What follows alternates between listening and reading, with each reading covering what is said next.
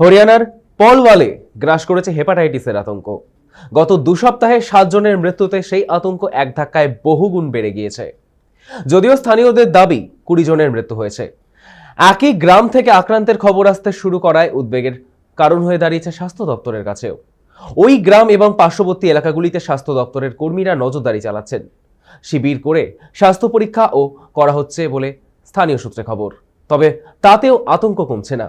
কিভাবে এবং কোথা থেকে এই সংক্রমণ ছড়িয়েছে তা নিয়েও ইতিমধ্যে তদন্ত শুরু হয়েছে। স্বাস্থ্য দপ্তরের এক কর্তা বাসুদেব গুপ্ত জানিয়েছেন, স্বাস্থ্য পরীক্ষা করানো হচ্ছে। কারো সংক্রমণ ধরা পড়লেই নমুনা সংগ্রহ করে দ্বিতীয়বার পরীক্ষার জন্য পাঠানো হচ্ছে।